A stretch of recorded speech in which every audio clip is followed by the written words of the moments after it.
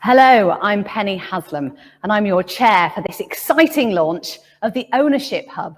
We're at Glidehouse in Sheffield. It's training and social headquarters, if you like, the successful international manufacturing company that's owned by its employees. Now, we're going to hear how that works in a little while, but for now, a big welcome to you watching at home or in your office. The Ownership Hub has come about from a partnership between Cooperatives UK and the Employee Ownership Association. And we'll be finding out much more about that throughout the hour and how these types of ownership can benefit the businesses themselves and advance economic recovery and renewal. Well, first off, we'll hear from Cooperatives UK, the trade body for the UK's thousands of co-op enterprises, which span all sectors and together contributes a whopping £38 billion to the economy.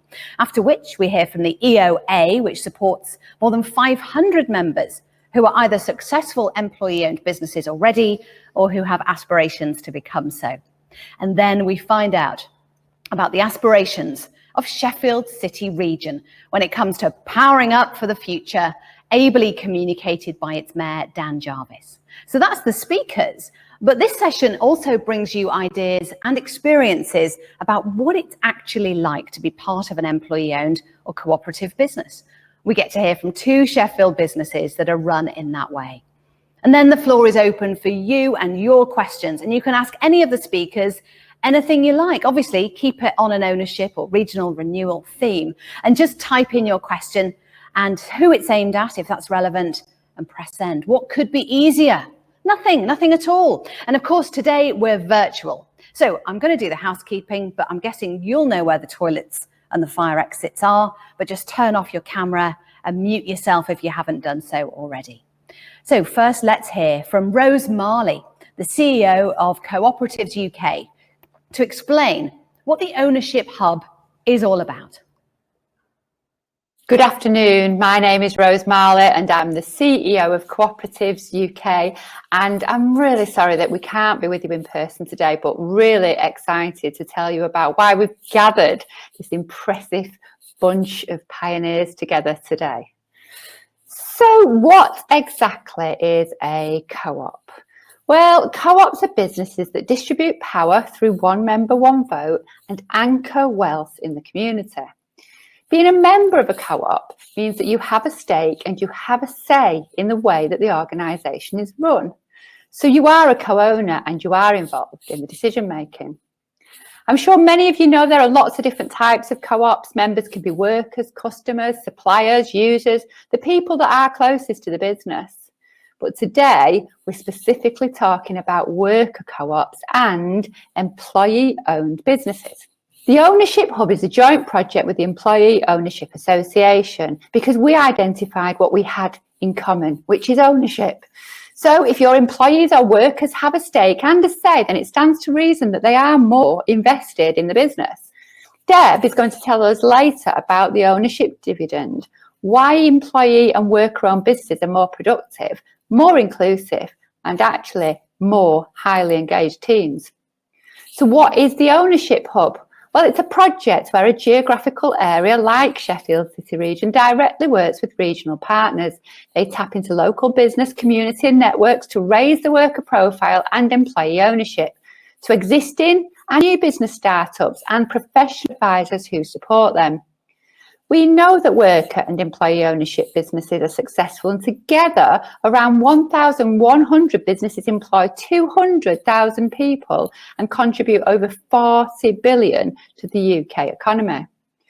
But it still feels a little bit like the UK's best kept secret. So first and foremost, there's a marketing challenge to raise awareness of these types of business models and the benefits of giving staff a stake and a say. Because that's what people want in post-pandemic Britain. That's what people are looking for: ownership, equity, equality. And it's also a business support programme for new start businesses that want workers to have an equal say and existing businesses that are considering converting. Perhaps a founder is thinking of retiring and they want to hand control to the colleagues who've worked so hard to build their business. The Ownership Hub will point people in the right direction to get the support that they need. We're lobbying government to invest in creating multiple regional ownership hubs to test and prove the model. But in the meantime, we've secured the funding to set up the first pilot region, which I'm really excited to say, and you've probably guessed, is indeed the Sheffield City region. We'll use the experience here to test the approach, find out what works and gather evidence, because when we've gathered the evidence, it'll be easier for us to gain government support for a national rollout. We've been talking to several city regions who are interested in piloting the ownership hub, and the interest and demand is there. This is a national programme with an exciting ambition. So our invitation to you is to join us, get involved in the ownership hub. If you're based in a city region, work with us to set up your own ownership hub. If you're a professional advisor, come along to our training to find out how to support business to convert or set up a worker or employee-owned business. And if you're setting up a business or running an existing business and this sounds interesting, then please do talk to us. We have an expression of interest form on the Ownership Hub website. Please fill this in and we'll be in touch. I am absolutely delighted now to hand over to the very impressive Deb Oxley from the Employee Ownership Association, who's going to talk to us about why worker co-ops and employee ownership are so important. Thank you. Thank you very much, Rose. So that's the Ownership Hub and how it works. But what about the why of it all? Well, let's hear now from the Employee Ownership Association's Keely lead, not Deb Oxley as billed, who's here to tell us more. Keely, take it away. Thanks, Rose and Penny. On behalf of Deb and the rest of the EOA, we are delighted to be here with our partners for the launch of such an exciting project. I'd like to also add my thanks to Gripple, our hosts here today, because as well as providing this lovely space, they are also delivering the event for us here at Glide House, so thanks to Sean and his team. It was 2 years ago that we launched the partnership between the EOA and Cooperatives UK, when it became clear that there is much more that unites us than we may have previously realised. At that time, both organisations had launched reports which we quickly realised were seeking to influence many of the same people about our two different business models. We also realised that we faced similar challenges to growing our respective sectors, a lack of awareness among owners and entrepreneurs, and a lack of understanding amongst professional advisors. It quickly became apparent that two key features both worker cooperatives and employer-owned businesses have in common. They offer a powerful combination of an ownership stake accompanied by a meaningful say. Evidence shows that when everyone has a stake in the business, the culture becomes more inclusive, driving greater individual motivation and ultimately powering greater performance, leading to greater shared rewards. And that stake enables everyone to have a say, providing the ability for individual influence, which enables a common purpose and higher levels of shared responsibility. The report published by the EOA was the ownership dividend. There was evidence gathered across the UK with employer-owned businesses and professional advisors sharing their experiences and knowledge with an independent panel of business organisations, including the Institute of Directors, the ICAW and the FSB. Some of the findings were expected, such as employer-owned businesses having high levels of employee engagement, which impacts positively on productivity. What we had not predicted was the evidence around the ability of these businesses to root good jobs more sustainably in regions for the longer term, and how because of their independence, these businesses were also taking a longer term approach to investing in their growth and sustainability. So it became clear there was an ownership dividend for employees and businesses alike, and that in addition, if we can achieve a significant uplift in the number of these businesses, this would support more inclusive and resilient regions. At the same time as the ownership dividend and the Cooperatives Unleashed reports were launched, there were two other important things happening. In the US, both main political parties were realising that employee ownership was something that should not be politicised, that it was something worth joining forces for. So in 2018, the Main Street Employee Ownership Act was signed, acting as a catalyst for the growth of employee ownership with dedicated state-level support. At the same time, and closer to home, Scotland's devolved government had stimulated the growth of both employee-owned businesses and cooperatives by Scottish Enterprise and Cooperative Development Scotland. This targeted, focused approach had delivered great results, sustaining viable businesses in both rural and urban communities across Scotland, where there might not have been another succession option or where entrepreneurs were seeking a model to launch new enterprise.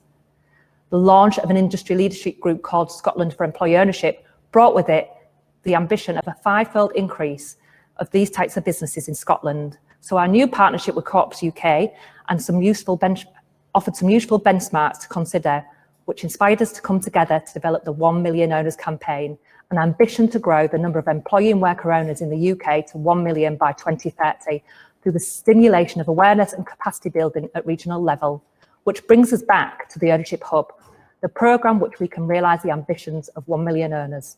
So I will leave you today with a recent comment from EOA President Patrick Lewis, which very much echoes the sentiments of his great uncle and founder of John Lewis Partnership, John Stephen Lewis.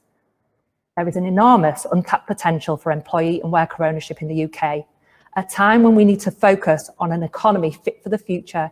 Identifying the right levers to pull is vital. We need to think about what country we wish to live in, what type of life we desire, what type of job and workplace we want to work in, and how anyone from any background can enjoy and develop at the place where they earn a living, where they can get in and get on.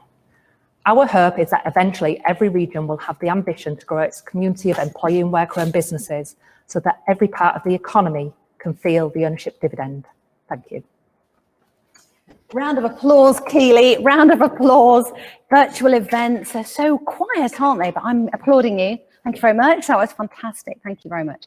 And coming up, we'll be meeting a worker-owned commercial organisation and an employee-owned business to find out what it's actually like. But before that, let's hear from Dan Jarvis, the Mayor of Sheffield City Region, who's going to tell us about the role worker co-ops and EO businesses can play in the economic and regional renewal. Please welcome Dan Jarvis. Hello, Dan. Hello, good morning. morning. Take the stand there. Thank you very much. Thank you. Well, what a pleasure to be here on such a great occasion. I'm absolutely delighted to be launching South Yorkshire's Ownership Hub, our fantastic new partnership with Co-ops UK and the Employee Ownership Association. This is the very first project of its kind, one I hope will... Apologies. It's an honour to be in the company of so many supporters of the cooperative and employee ownership movement, including members of our own cooperative advisory panel and at the headquarters of a company that so well embodies that movement's great potential. My thanks to everyone at Gripple for hosting us this morning. We're here today at Glide House. Glide, growth-led, innovation-driven and employee-owned. That pretty much sums up what I think co-ops and employee ownerships can play a critical part in our future in South Yorkshire. This company started in 1994 and became employee-owned in 2011 and is now a truly global success with more than 670 workers manufacturing 6,000 products and exporting 85% of its trade to 80 countries right around the world. From embankments to shop signs to fences. If you're looking to tie something down or hold something up, they have a solution for you. That success is no coincidence. Full credit goes to the talented community that work here, but the structure of the business is an important part of the secret sauce because employee ownership and cooperatives have something other businesses don't. They give people a direct stake in their work and help create a more inclusive, supportive and effective enterprise. The practical effects are clear. Research shows that in general, both are associated with higher productivity and higher growth. And there is evidence that employee ownership helps make companies more innovative. A lot depends on the specifics of the enterprise and how involved workers are, but the pattern is clear. Research from our own Sheffield Hallam University showed how cooperatives helped foster a culture of flexibility, autonomy, and secure employment. It's not surprising that their workers in both co-ops and employee-owned businesses report higher satisfaction with their jobs. They also generally have substantially low inequality between the best and the worst paid, or in some cases, none at all. Perhaps most importantly, in the current environment, cooperatives and employee-owned businesses are proven to be more resilient in the face of challenges and less likely to let employees go. They can make a huge difference to how we weather future economic storms, saving thousands of people from the distress and the disruption of unemployment. Simply, on the most narrow and hard-nosed of economic grounds, it makes sense for co-ops and employee ownership to be an integral part of our economic and industrial strategy, not as a sentimental or ideological tokenism, but because of the contribution that they can make to increasing employment, growing our economy, and shifting it to a higher value, higher wage production. I don't need any other reason to support them than the practical fact that they can make South Yorkshire people better off, more empowered and happier. Those are the goals as set out in our strategic economic plan, and they are why it specifically talks about the role of co-ops. Of course, though, it's not just about those bare bones indicators. First of all, because I freely admit that my support for cooperation comes from the heart as well as the head. I served in the British Army for many years.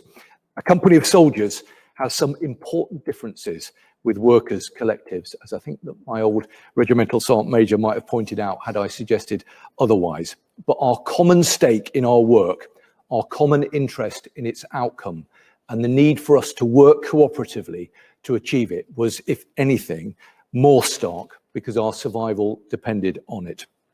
Cooperate or die was more than just a slogan. It was our reality. We're all in this together is what, for me, links the battlegrounds of Afghanistan to the shop floors of South Yorkshire. It's an important part of what inspired me to stand as the Cooperative Party candidate to be the Mayor of South Yorkshire. But I also believe in cooperation because it is part of a much wider vision. There is a fundamental question of how we can make our economy better and serve our society and our values.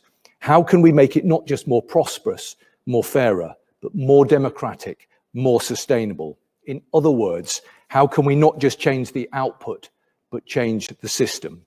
Cooperatives and employee ownership are one important answer.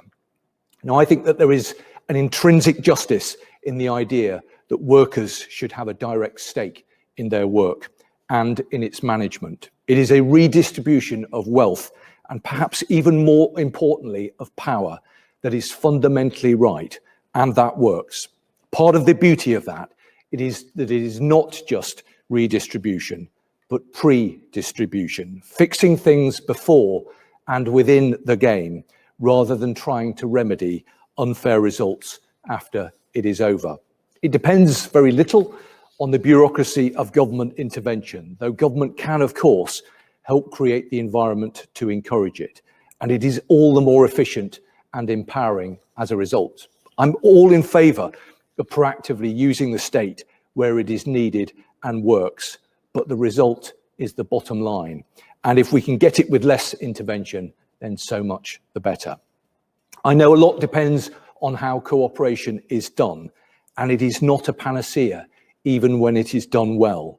But my point is that it is a powerful way to make our economy function a little more like the ideals we aspire to, and a little less like the law of the jungle.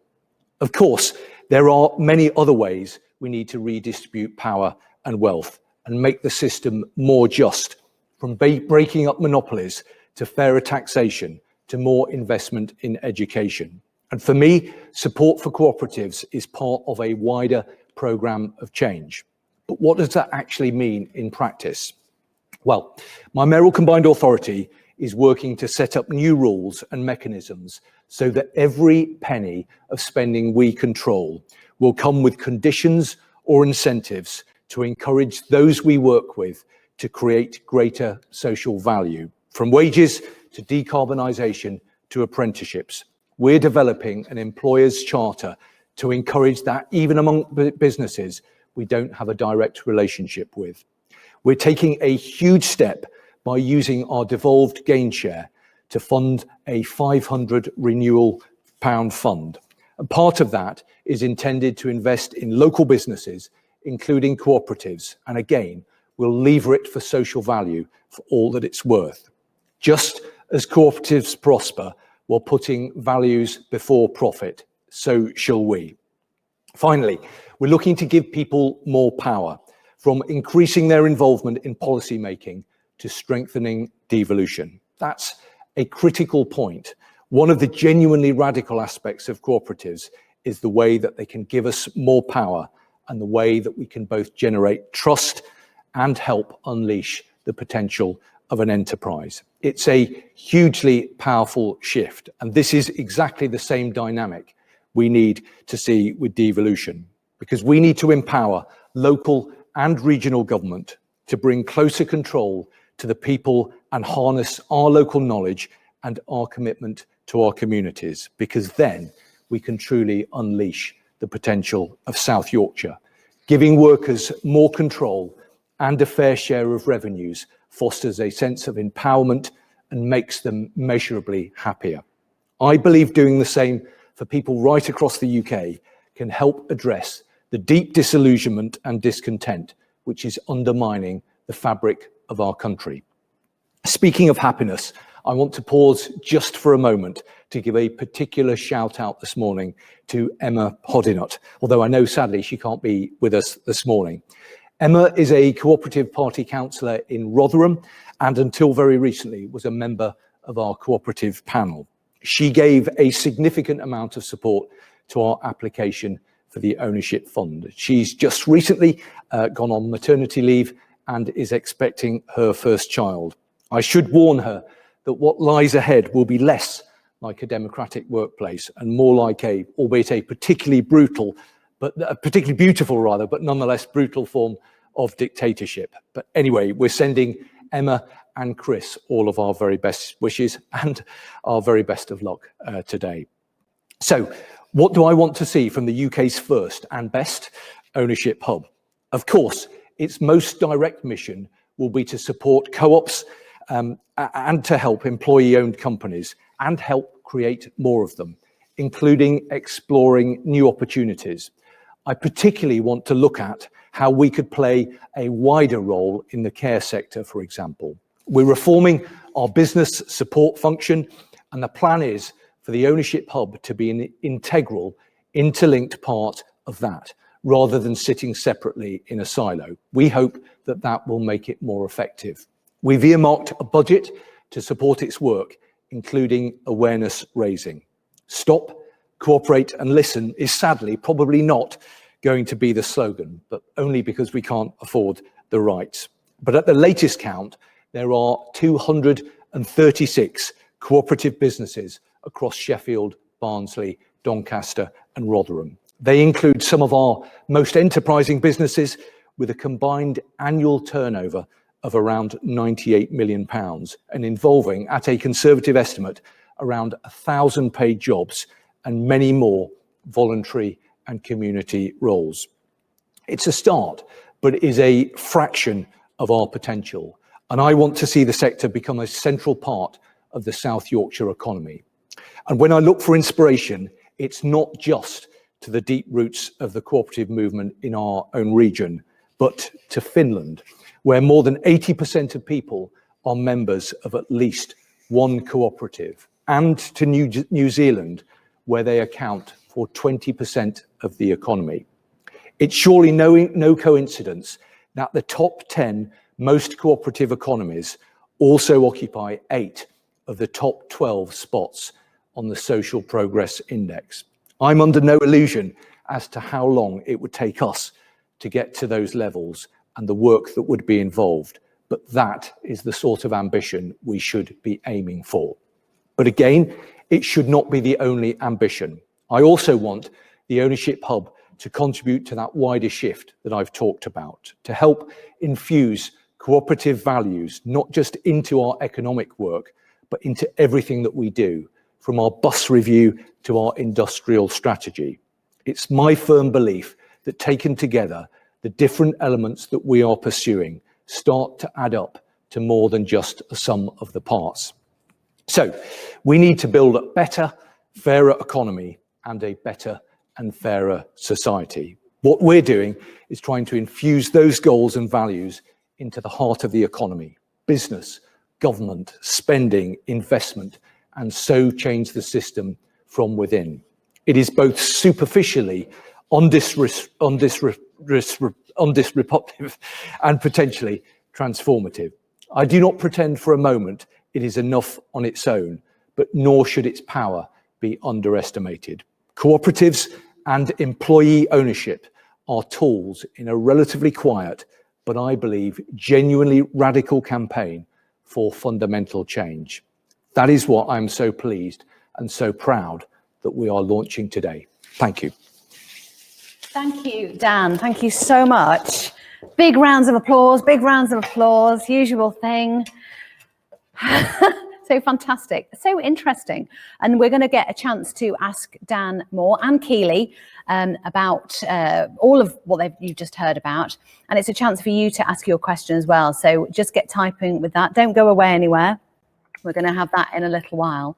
So we've heard about the Ownership Hub and why worker and employee ownership are so vital to a region's progress. But let's find out about the actual experience of being part of a business like that. And to do that, we've got Hugh Facey. Hi, Hugh. You're the chairman of Gripple, aren't you? Yes. I didn't realise until Dan just said it that GLIDE stood for growth-led, innovation-driven employee company. Fantastic. And you're the founder. It's a huge business, very successful. I want to ask you about how it's been as a person who founded it to then give it away. But Chris, I just want to say hello to you as well. Thank you for being here. You are part of Beanies. Beanies Whole Foods, yes. We're a co-op based in Crooksmoor, Walkley area. Okay, and you've got a greengrocers, essentially, an independent greengrocers, as well as, let me just explain this properly, Sheffield's first, longest running, best quality, best value, organic box delivery scheme. Now, I got that last bit off your website, so you're bound to say that you're the best, but how many veg boxes do you deliver every week, I'd say Chris? at the moment between 400 and 500 a Wow, week. not personally. Yeah. Not personally, no. But that's impressive. Okay, Hugh, wonderful building. All the training happens here, doesn't it? Yes. What's that all about? Well, it's helping our people to improve themselves and make themselves better. As you can see up there, it says, people are our greatest asset. It does. I promise you, it says, people are our greatest asset in big letters. On the other side of that plinth, or the other side of that, it says, drop the ball. If you see the ball dropping, catch it. If you see the ball dropping, catch it. Yep. Tell us a bit more about both of those things. Well, if you see the ball dropping, catch it is because we don't have any job descriptions. They stop people doing things. Oh, that's not my job. Oh, that's not my job. Yeah, we believe you are there to work. And because you are a shareholder and a member of the company, you do. And it's amazing. We don't have problems with people. They stay, and that's why they're our greatest asset. But if somebody comes into the company and is messing around, it isn't us that gets rid of them. It's the other members of staff. They just tell them to get off. It doesn't go down well, basically, to have a toxic employee or a difficult person in the mix. Correct. Okay. And they kick them out. The other members, the other staff. Where did you first come across this idea of employee ownership? So you set up in 89, 90. It wasn't long after that that you chose to go down the employee ownership model route. What prompted you to think about it? Basically, I started a business in 1984, making wire fencing. The Gripple came out of that as a way of joining the fencing. And then when I sold the business so that we could invest in the Gripple, we saw more potential in that. I thought it was wrong that I should take all the benefit from the first business. Everybody else had contributed to it. And so therefore, I wanted them to be part of it. And we gave everybody the opportunity of buying shares, which out of the 17 employees, then 13 did. And quite a few of them have now got shares worth a lot of money. That's quite an unusual entrepreneur choice. We don't hear much about employee ownership, do we? It's not vastly popular. I mean, the most famous one is maybe John Lewis, isn't it? It's a kind of different model to yours, but nonetheless, might have felt quite radical to many of your peers in business, in manufacturing, in Sheffield especially. Yes, but there are quite a lot of employee-owned business in Sheffield, School Trends, the chemists down at the weekend. You know, there's a lot of them, Swan Morton. It's been an area that has had that model or that idea in belief in the people. So I think we need to drive it more. We need to encourage more people to do it, because it's amazing. It just keeps growing. You know, we're growing at 15% per annum. It is an extraordinary growth figure, a consistently extraordinary growth figure. What's the secret behind that? I mean, believe in your people, but tell us more. Well, let them do it. Let them make the decisions. So if you don't have a job description, you've got an idea and you want to develop it, you'll go and develop it. You know, we don't have a buying department, because buying departments stop people buying the right thing. They're looking for the lowest price. It's the usual accountancy type thing. Do you think then that your growth has helped your area in Sheffield? Has it helped jobs? Has it helped product? You know, has it helped jobs? Has it helped your suppliers, the whole ecosystem around you prosper as you have prospered? Well, yes. I mean, before I started my own business, I worked for Tinsley Wire, which is now IKEA, just down the road here. And we employed 800 people there. We managed to replace that 800 people, basically, which is great. That's one of the things that I take great pride in. Employee-owned businesses tend to have really great retention rates for staff. What's yours? I think it's 90. I don't know the exact number. It's 98%. High 90s. I mean, that again is a very impressive factor, isn't it? And do you think that contributes to the success of your business? And well, obviously. Yeah. You know, we spend a lot of time training people, but it's training them to improve and get better. But if you're completely replacing people and having new people coming in, you've got to train them, and you've got to train. It takes approximately 6 months to learn anything about a business. So and there's a cost to the business, obviously. Yeah. But the other thing is that we trust our people to come up with ideas. You know, we have an ideas and innovation department, which is about between 3 and 4% of our turnover, which is way more than most businesses. But that department gets ideas from salesmen who are out on the road, and they see something and they say to a customer, "What's wrong there?" And they say, "Well, I can't do this." And they come back and say, "Can we find a way that will make it possible to do that?" I mean, the lights here are all hanging on gripple hangfast. The gripple originally was designed for fencing, for joining two fences. So it's moved it on and moved it on.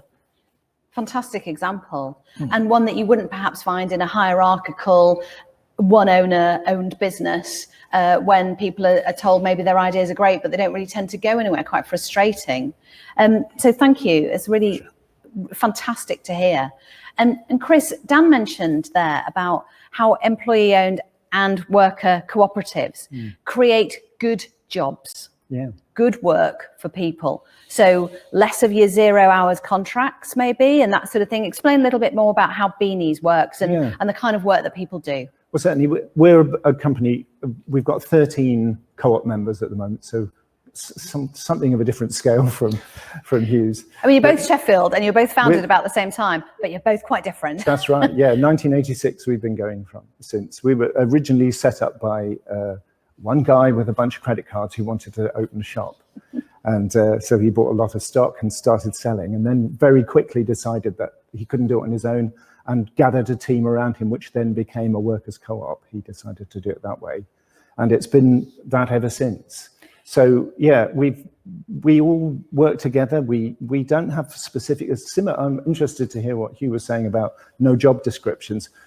We take on people as company members, and then we use the skills that they bring, but we don't necessarily go hunting for skills particularly, unless we have a particular niche that needs filling. So we might look for someone with good administrative skills or good vegetable buying skills, that sort of thing.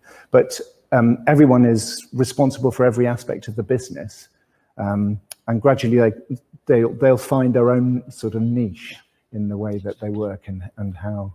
And typically you're in retail. Yeah. Do most staff stay with you for longer than most retail staff? Because there's a problem there. There's a problem across the board with skills and shortages. Are you able to keep hold of your people? Well, I've been there since 97. So yes, then.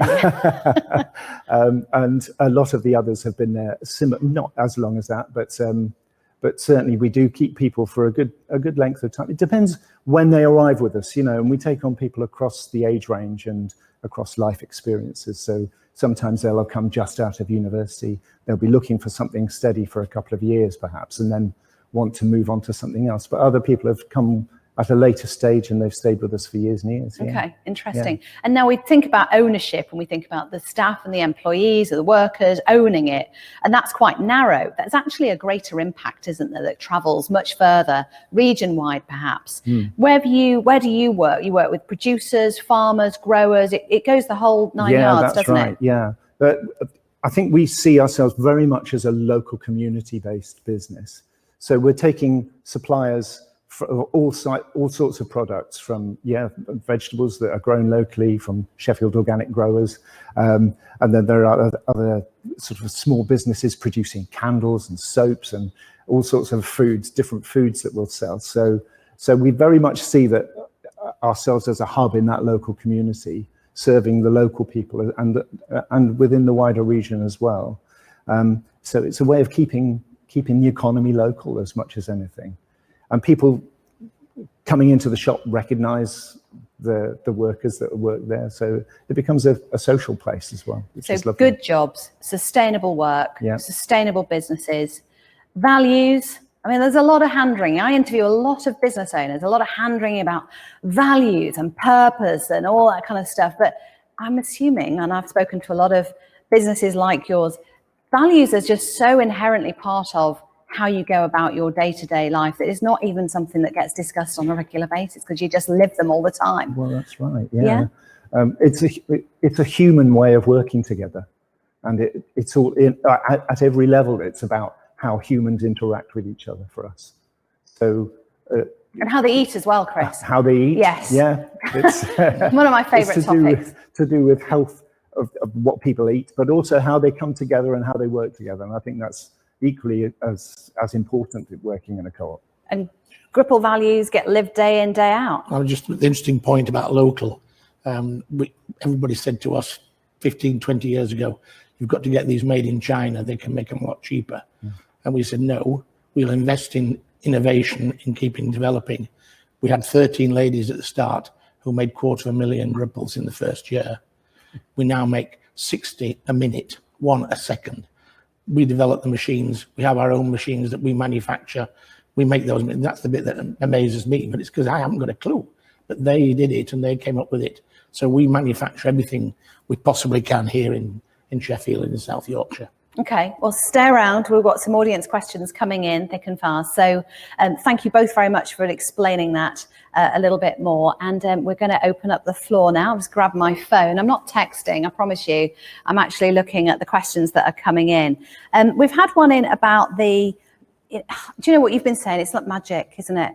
Dan, you say, oh, it's got this and it's got that and it's going to do this and all the rest of it. And yes, it works. There's evidence for it and everyone's happy in your workplace. Sounds too good to be true. Is this really what it's going to take to lift business and lift the way we work as a country? I mean, it's a rhetorical, isn't it? It's not very easy to answer that one.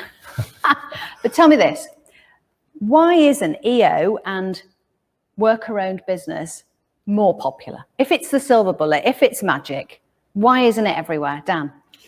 Well, I think it is very popular in other countries, and I cited a couple of examples, Finland and New Zealand. I mean, we've heard this morning first-hand testimony of how effective and how successful it is actually on the ground here in South Yorkshire. I think having a mayor, having a devolved arrangement here in South Yorkshire, but right around the country, provides us with a really important opportunity to invest and support and work closely with the kind of businesses that we've been hearing about this morning. I also think there's something about the nature of the economic challenge that we face. You know, we've been through this incredibly difficult, disruptive period, and business as usual, I don't think is going to cut it in terms of growing our economy and working our way through this incredibly economically challenging time. So I think we do need to look for other models. Hugh made the point that I completely agreed with about people being the greatest asset. I think that's absolutely right in the context of a company. It's also absolutely right in the context of South Yorkshire. And we've got to make more of that kind of human capital and actually make sure that people feel that they are part of something. And I think if we can do that, that can be very successful and very effective. I mean, I've interviewed a lot of people on the media. Yeah. In my 10, 12, 15 years of being a business journalist, employee ownership didn't come up once. Why? It's just not the face of the awareness. It's awareness. So, you know, it's been a slow grow, but it's taking off. Last year we had 470 employee-owned businesses. Now we have 730 employee-owned businesses. For the employee-owned association. That's amazing. Yeah, so, you know, there's been 250 last year. We're at the bottom of the J-curve, and now we've got regional policy. It would be great to have national policy, but we've got regional policy. We've got a model that works. We've got collaboration between Cooperatives UK and the EOA, and we're raising that awareness together. And that's really important because there's two different models and they have the thing that joins them as stake and a say, but at the same time, they are both different and offer and deliver different things. And I think what's really important is we shouldn't change any of that. Some are right for one, some are right for the other, but together they offer an ownership dividend, and it's that ownership stake and that say that is really important. And we're just getting that takeoff now, that understanding. And I think the pandemic has helped. Actually, it's actually helped because we have seen more businesses considering their future. We've seen more people come out of work and consider as freelancers, how can I collaborate? How can I make a business? How can I make a living for myself? How can I make a difference? Yeah. Hugh, are you more popular at parties now when you talk about employee ownership? Is it something that people are understanding more, do you think, over the years of your experience? I've never been popular. You've never been popular? I doubt that. But just to make a comment that Keely made, when we joined the EOA, which was Job Ownership Limited at the time, there were 27 members. So you've seen the growth. And I don't think it isn't not heard of now. There's a lot of people do talk about it. And I think it's going to take off. I hope it will. Get rid of these vulture capitalists.